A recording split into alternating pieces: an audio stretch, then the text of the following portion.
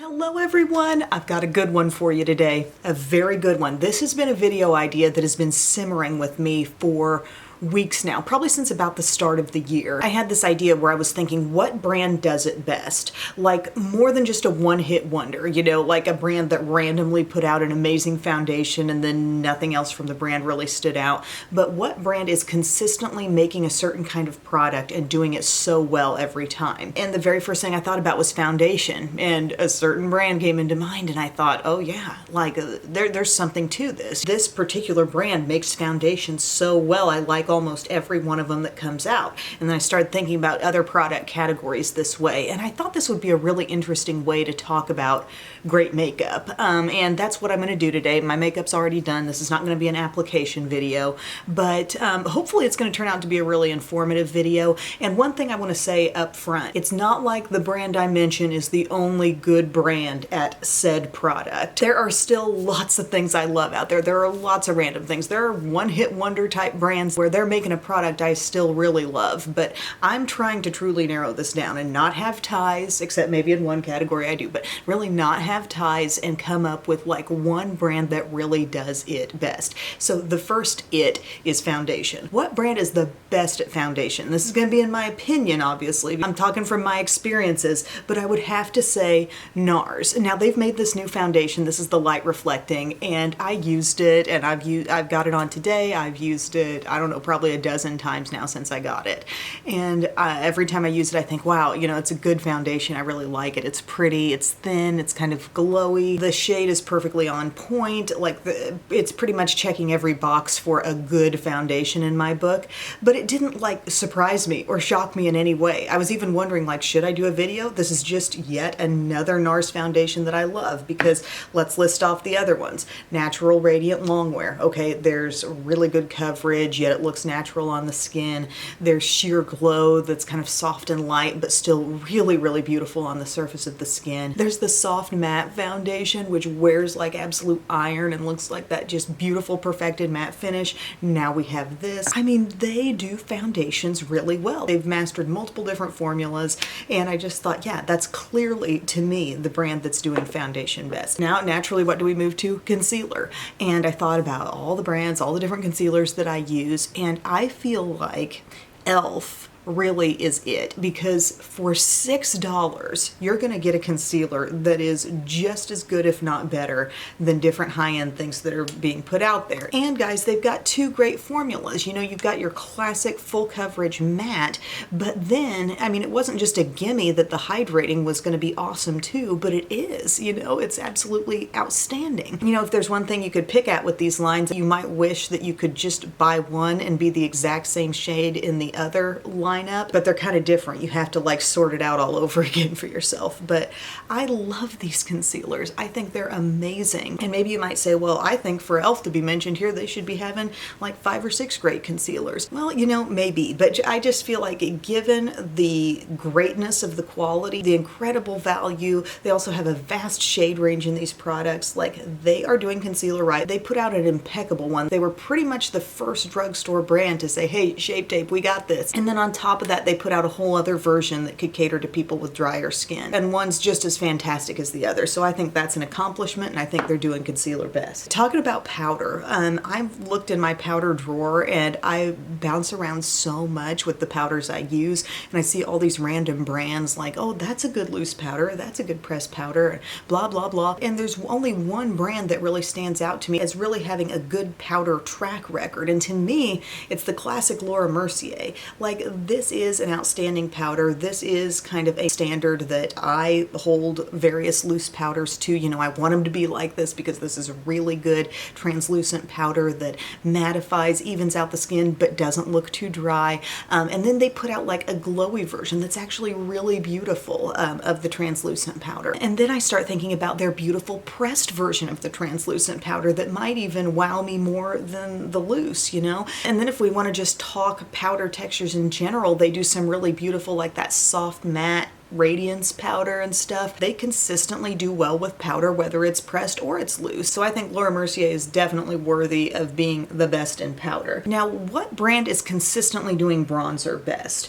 I'm thinking really big picture with this one, and this was kind of hard for me because I was coming to a few different brands that I really like for bronzer, but I think way back, and like you go into the drugstore, what brand are you just automatically thinking about when you think bronzer? I think Physicians Formula. You know, even before the butter bronzer days, Physicians Formula was a brand that was putting out the bronzers, you know, like they had different types, they had all different styles, and now I feel like they've really made a name for the butter bronzer thing, like everybody knows that. They do make different shade levels in it, which I think is great, and then they put out the butter coffee and like all these different spin-offs of it, which butter coffee turned out to be an amazing satin finish bronzer. And I'm really thinking back over a span of decades, they've been a quality brand for bronzer. Now, a brand like Hourglass could also pop into my head and be like, oh my gosh, but you love their bronzer too. Yeah, but I love one bronzer, you know. It hasn't been like they keep releasing over time different takes on bronzer, and I love them all.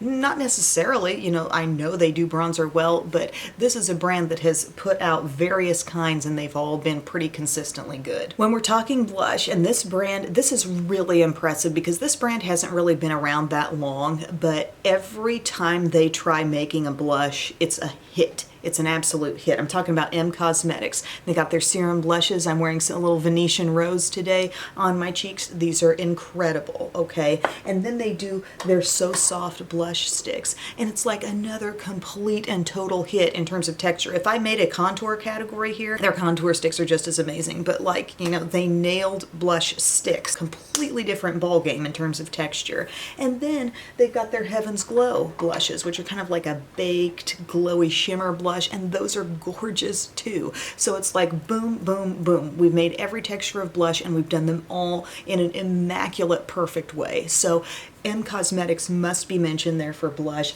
but then I also do think of e.l.f., okay, because those bite-sized duo blushes are darn near, they are fantastic, okay? Don't forget the visual aids, Em. I mean, I'm talking, you know, the blush and highlight duos. So many of these turned out to be amazing. I'm holding pomegranate right now, which was kind of a later find for me, but the watermelon one is so, so good. Spiced apple has no flaws. And then what has e.l.f. also done well? The primer infused blushes, those were as smooth and pigmented as any high-end powder blush. And then so many people love a good putty blush, okay? Completely different texture, but I've got a mindset here where if e.l.f. puts out a blush, I'm pretty sure I'm gonna like it. There's a very good chance. That's basically what we're talking about here, is there is a very, very high likelihood that if a certain brand puts out these products that I've mentioned them in their certain categories, I'm gonna like it. Highlight, I think it has to be Laura Geller, okay?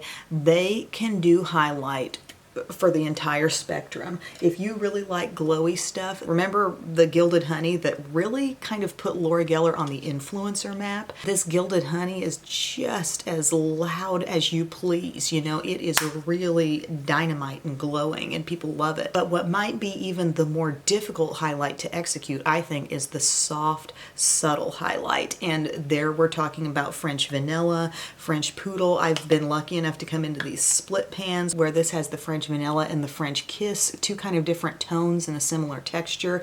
I mean, we're talking the sneakiest hint of glow on the skin. What am I wearing today? I'm wearing the French Poodle, which gives me more glow and a little more brightness, but you can't see actual shimmer. You can get it up as close to me as you want, and you can't spot shimmer. It's so interesting. Laura Geller has it down. Laura Geller really has powders down in a number of ways, but the highlights might be the most impressive thing. When we're bringing up eyeshadow, this is a category that is so hard to like narrow down and really bring it into one or two brands here, which is what I think I've done. And you guys know I still love many eyeshadows outside of this, okay? But we're thinking, what brand puts it out again and again and again and again, and I tend to like it again and again and again. Some of this is personal preference, but it just like, it speaks to me over and over. And the quality is consistently good. It can be counted on. And you know what brand really comes to mind from a high-end stance? I know I haven't really been splitting up all these categories, but I am here just because of the vast amount. I would have to say Huda. Huda eyeshadows are really spectacular. When you think about the different palettes that have been put out, I love that the palettes have become kind of iconic. Like you think of New Nude, okay, I picture that completely. Think of Mercury Retrograde, think of the Naughty palette. Like I just get an immediate vision of those palettes, and I think about how they were able to put in pigmented mattes that didn't like kick up a mountain of fallout, and beautiful shimmers and variety within a palette that gives me inspiration, okay? It's not just a quality thing, but it's like you open it up and it brings you to another level. And these smaller palettes too, like this one, if you're wanting a more condensed spread, like I'm wearing this Wild Chameleon one today, and I've just got on, you know, kind of like this corner and that one and that one, and they're so pleasant to use. They're always easy for me to work with. They're always pigmented, but they also level me up in some way of a color combination I wasn't expecting, or a texture combination I wasn't quite expecting. And so Huda really outstanding with their consistency there. And then I also should mention Colourpop, because love them or hate them, I mean, Colourpop can frustrate a lot of us because they are putting out collections so fast. Like, I'm not sure who out there is actually keeping up. I wonder if the people who work there are even really keeping up with this. They are putting out so much makeup, but I must say, like, they are also putting out some really good quality eyeshadows. I'm thinking about my larger palette, like my Gone Matte palette, and you could say, well, for the price, the quality is really good. Well, take price completely out of the equation. This is a good palette compared to lots of high-end stuff that I have as well. And then they're doing smaller palettes that are gorgeous. They're doing like little 5-pan strips that are really, really good. And the fact that they do put out so much, and pretty much everything I randomly pick up, whether it's out of like the Rudolph the Red-Nosed Reindeer collection or it's something more permanent feeling like this, it's good and I enjoy it, and I like a lot of their color stories. Some of them I don't, but a lot of them I do. And you might say, well, Em, like what about Wet n Wild, for example? Didn't you talk about loving their 10-pan palettes and loving their 5-pan palettes? Yes, but there's really, it's felt like just kind of one go round with those. For years they have been doing some good stuff, but there may have been some a little bit rocky times like throughout where they've kind of reworked their packaging and maybe I didn't love it quite as well as I once did and blah blah blah. Wet n Wild hasn't evolved with 100% consistency. They're now to a really good place, I think, with their eyeshadow overall, but I don't necessarily give them like for all time the 100% stamp, you know what I mean? What brand has been really consistently best with mascaras? The first thing that popped into my mind, and then I had a hard time kind of getting my mind changed as I thought of different options for this, Essence. You know, Essence has this Lash Princess stuff that has really taken the world by storm. People love these mascaras, and for good reason. They build up volume well. There are different varieties, different brush styles that can help you get like a little different edge on it, but I mean, they're really good. And thinking back even before then, remember the Extreme mascara in the pink tube that I love so much? And now, lately I've been trying something else called Double Trouble, a really innovative, like 2 brushes in one kind of design that I'm playing with, and I just feel like Essence can pretty well be counted on. Like, you could find a good mascara in their line. You could probably find several good mascaras in their line that would work for you, and that's, I think, pretty unique and interesting. For brows, man, there are so many brands that are putting out some good brow stuff, but if I'm thinking wide span of products, they've all really been good. They've all been able to execute. I think about Benefit. Okay, they've got their Gimme Brow, their little like brow mascara that really holds in the brows. They've more recently put out a really good pomade. We know their pencils are good in both thick and thin versions. This darn brow micro filling pen that is a pen style that's absolute perfection. It's like they have tackled and knocked down every possible thing you could put in your eyebrows, and they've done it really well. Now, in some of these categories, could you maybe say, well, I don't need to spend Benefit money on their skinny pencil. Even though I know it's good, I'm going to go and get that from L'Oreal because I know they make a skinny pencil too that'd be just fine for me.